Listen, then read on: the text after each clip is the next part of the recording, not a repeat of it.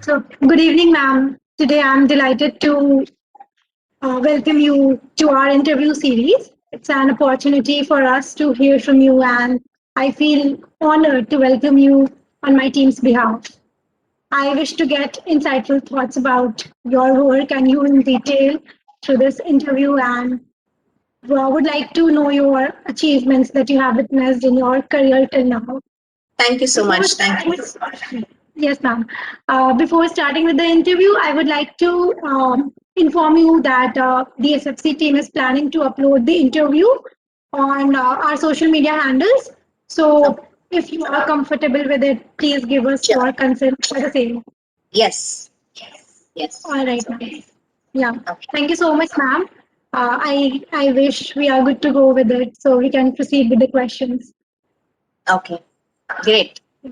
I also feel very Uh, nice to be here. Thanks for reaching out to me. It was a really nice opportunity. It's nice that you want to interview me and speak to me as well. Looking forward to this. we would love to hear from you, literally. Yeah. So, firstly, how did it all begin? Like, when and how did you realize that you seriously want to work for environmental causes? Okay. So the thing is, I was always a little bit had an inclination towards the environment and especially waste management. So ever since I was a child, I was naturally I wouldn't like to litter anything.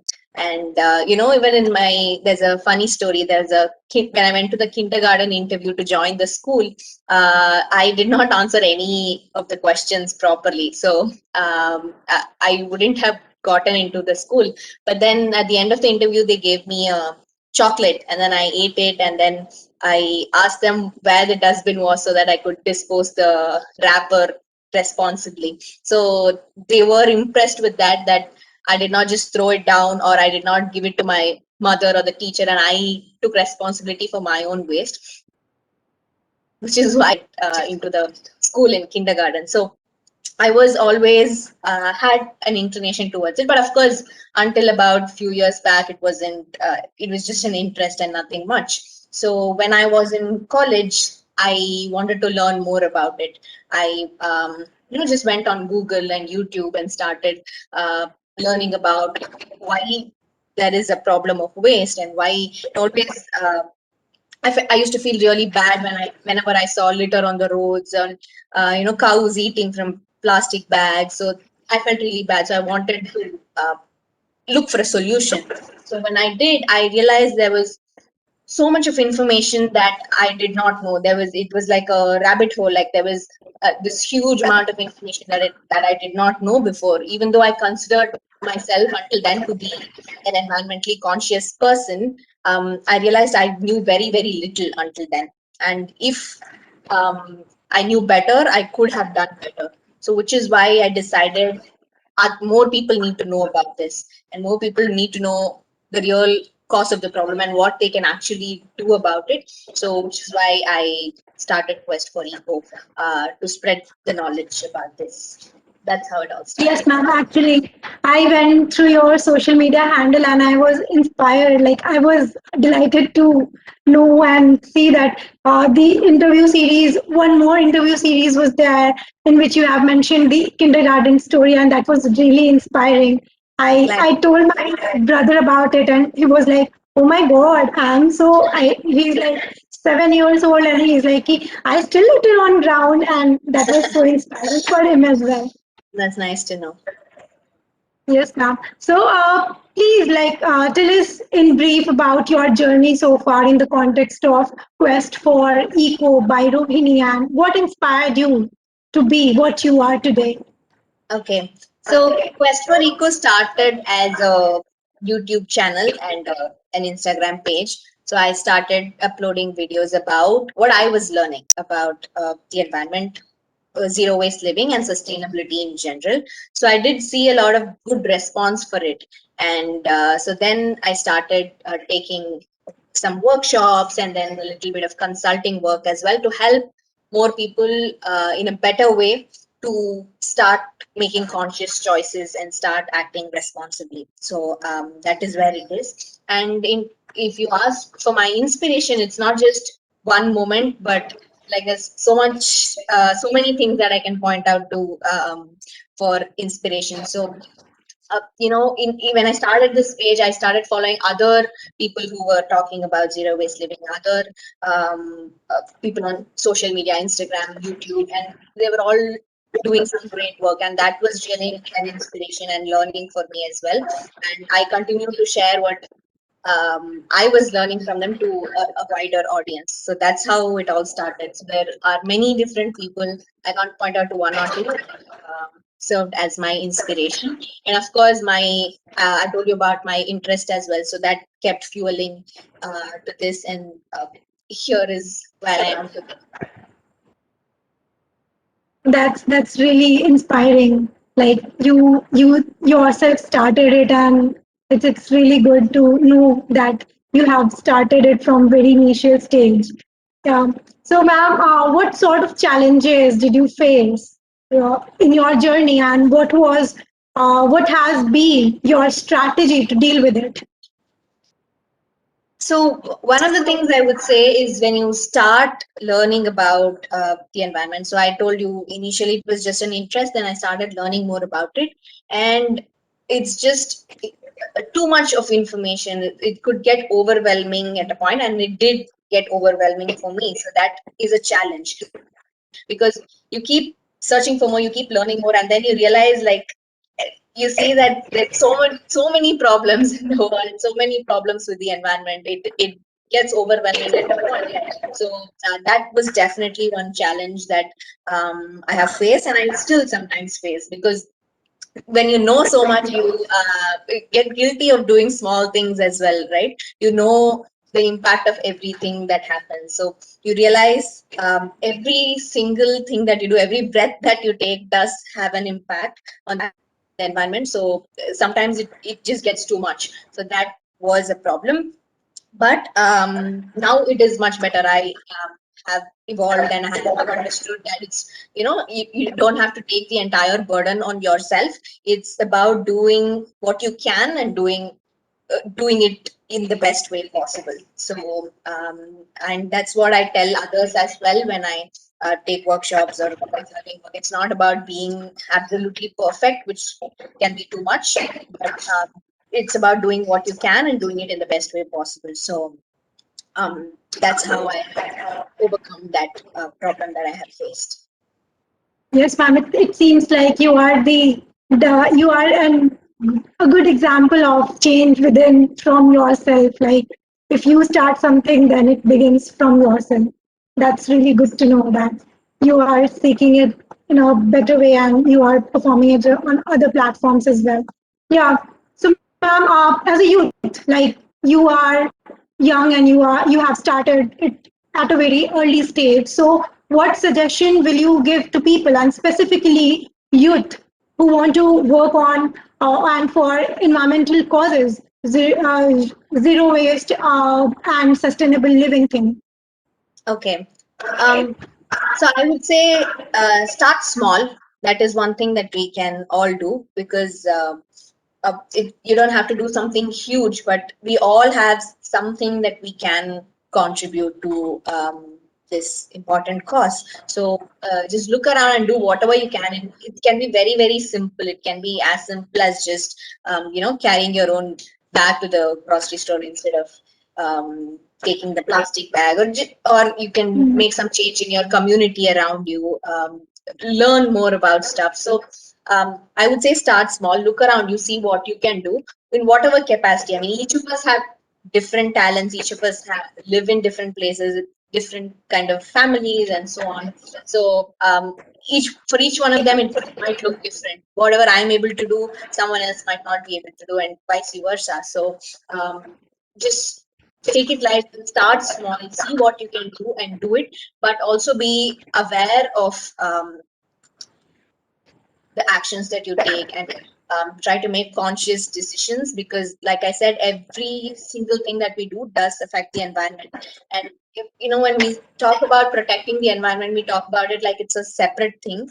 uh, it is not like that. We are also part of the environment, right? So we need it, we are also in it. It's not like it's a different entity. So we need to keep that in mind and make conscious decisions wherever possible, and keep us aware and informed of everything that's happening around us.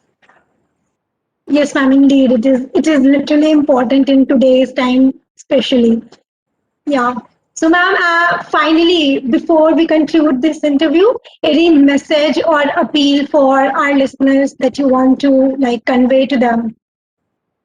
Okay, so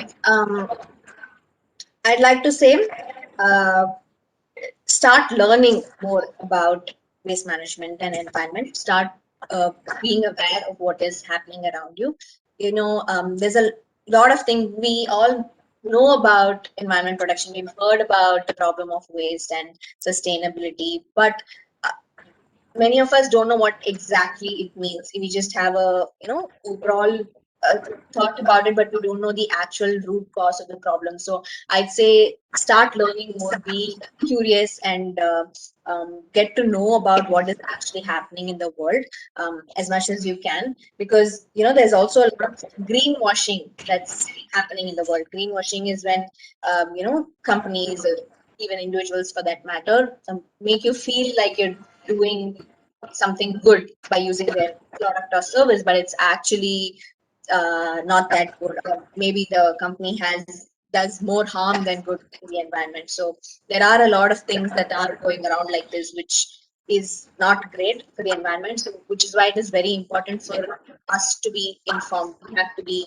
um, informed of what is happening and whether it's really a good choice or not to do something. So always be curious. Always uh, don't just believe claims at the face. I mean, it's all not always easy to do that for every single decision. I understand that it can get overwhelming, but keep this in mind, and look for ways in which you can make a contribution. You can contribute to changing the environment in a better way, because it's about all these individual changes that we do, individual efforts that's going to add up to a lot, right? Each of us have to do our parts. The burden is not going to fall on one person or one company, but all of us need to take an effort to have a combined to reach this combined goal. Yes, ma'am. As you mentioned, each and every breath counts for our environment. So yeah, that's literally very inspiring. So yeah, moving forward with our second part of the interview, it is quite it has been planned to in a such a way that we can get to know more about you. So it's a rapid fire game. I'll be asking one question, and then you have to instantly answer that. Okay, I wish I'll you try. enjoy. All right, ma'am. So, what excites you more, spending time indoor or outdoor? Indoors. Same. All right, ma'am. Same. I also don't enjoy going outdoors. Yeah. Yes, Uh, believing in luck or believing in hard work? hard work. Hmm. Eco tip for our listeners. Eco tip. Okay, this I have to Hmm. think. um okay. Yeah, okay. The best thing that you can do is use what you already have first, because before you go out and buy new stuff, because the most sustainable thing that you have is what you already have. So yes, that's the eco tip I would like to say. All right, ma'am. Yes, ma'am. Exactly. What's your stress buster? It's composting is really nice thing that I'd like to do. Composting of the wet waste. It's the when you put the waste and it actually turns into compost. It's really nice. It's amazing to play with the finished compost as well. So that's something that I enjoy doing. Mhm. Yes, ma'am. What is the key to be eco-friendly in life? Key to be eco-friendly in life. It's the same answer. You have to be conscious of what you want to do, and it's not like eco-friendly. When we think of eco-friendly, we think okay, we need to buy this eco-friendly item, this sustainable item. It's not about that. It's about if you already have something, use it up before you go out and buy new stuff. It's not about buying more and more eco-friendly items. Even if it's eco-friendly, if you don't need it, it's not going to be sustainable. So just be happy with what you have, and if you need something, then you can consider going for a conscious decision. Yes, ma'am. Recycling can be a very good option for that. Yes, ma'am. Indeed. Any favorite quote or phrase or saying which motivates you? It's so I'd like to say about zero waste living. I'd say zero waste is a journey and not a destination. So that's something that I always keep in mind and tell others as well. So it's not about being perfect, but it's the journey of trying to reduce every day that counts. Yes, ma'am. All right. So, yeah, thank you so much, ma'am, for taking out time for this interview series. We are like literally delightful to have you today. Hope to hear from you soon. Like Yes. in future as well, I would like to hear from you and see what all we can like look forward from you yourself. Yeah. So thank you so much, ma'am. The whole team was looking forward to listen from you, and I hope they will like what and they will follow what you have like suggested us while this interview. Yeah. Thank you so much, ma'am. Definitely. Thank you so much. Thank you for having me as well. It's very exciting and interesting to talk to you. Yes. Thank you. Thank you, ma'am.